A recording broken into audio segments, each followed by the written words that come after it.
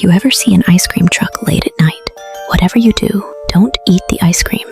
My name is Maya. I'm 20 years old, and I live in a quiet town called Ridgehaven. It was April 14th, around 11:30 p.m., when I heard something outside. It was the sound of an ice cream truck. That was strange. It was far too late for one to be out. I looked through my window and saw it. An old blue truck, rusty and worn, crawling down the street while playing a soft, haunting lullaby. People began stepping out of their homes, children, parents, all smiling as they lined up for a cone. The man inside wore a gray uniform and a cap. The ice cream he handed out was a strange, violet color and smelled unnaturally sweet. Something about it felt wrong, so I didn't take one, but my best friend Lena did. She said it tasted like blueberries and sugar. Everyone went home that night, happy, laughing, licking their cones. But the next morning, no one woke up. The streets were silent. Everyone was gone. That night, the same truck came back. It stopped in front of my house. The man looked up at my window and said, "Now, you are the only one left." Guys, I'm running out of ideas. If you've got something dark, something twisted, share it in the comments. Maybe your story will be the next one I tell. If you see a doctor with a syringe at night, you're in grave danger. I'm Akari. I am 19 years old, from a quiet town in Japan called Kabun. Our town doctor, Dr. Hiroshi Sato, died a year ago.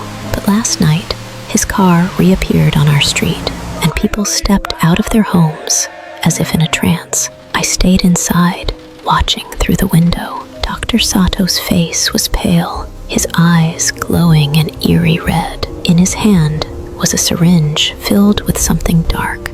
He smiled, and this time, his voice was a chilling whisper. "Let's treat your infections," he said, and he began to chase people down. One by one, he injected them with the syringe.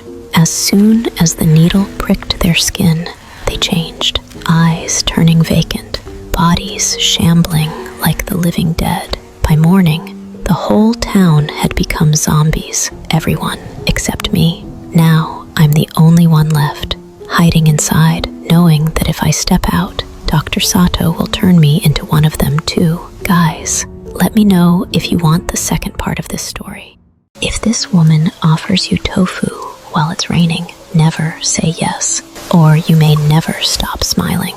In the small coastal town of Mizuhara, Japan, on a cold, rain-soaked evening in November 1994, a 24-year-old woman named Hana Mori was hurrying home from work. She had forgotten her umbrella and was drenched, trembling as she passed a narrow lane near the old Mizuhara shrine.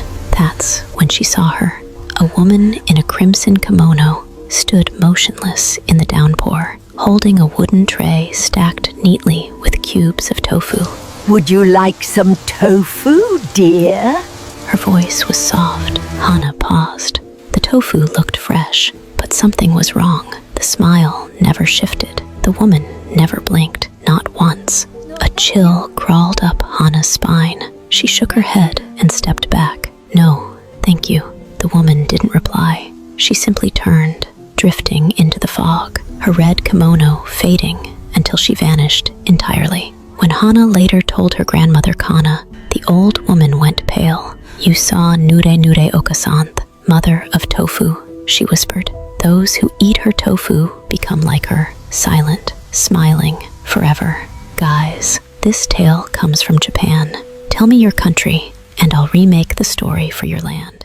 If you ever see a taco truck late at night, don't eat the tacos.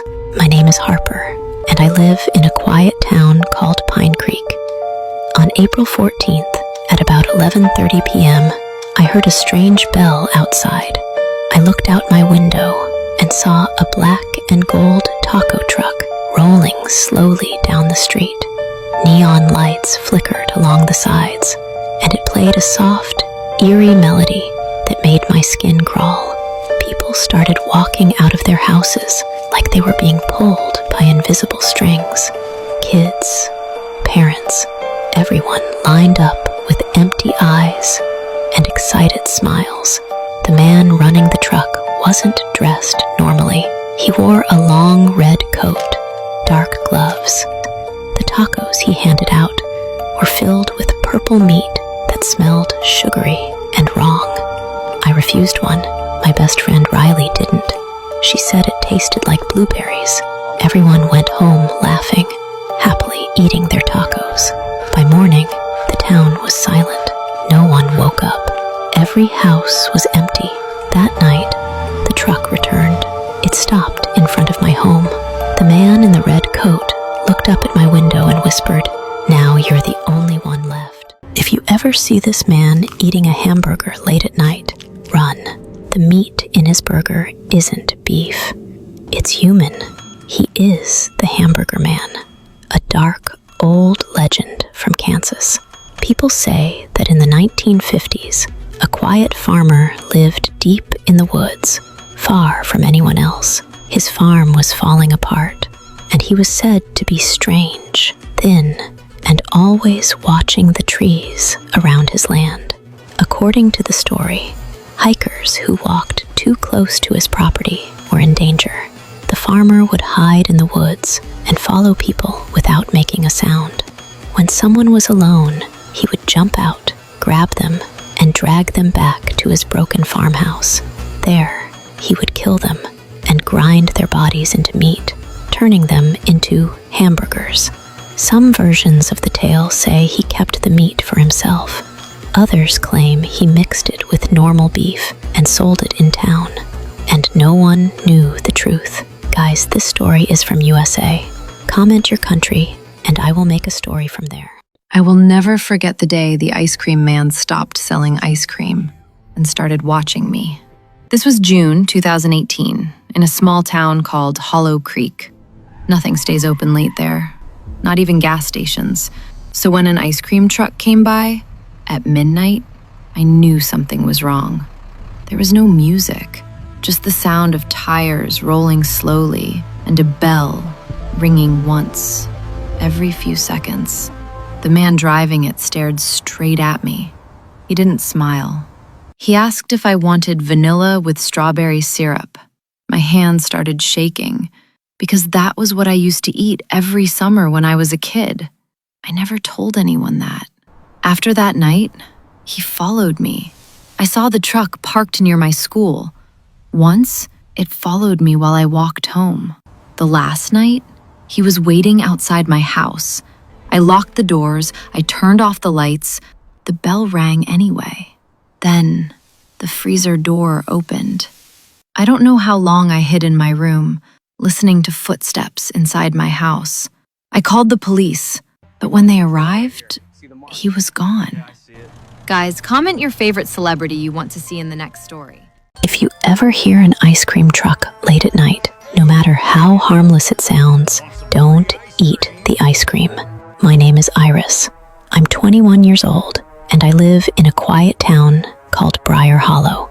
It was March 9th, around 11:45 p.m., when I heard it.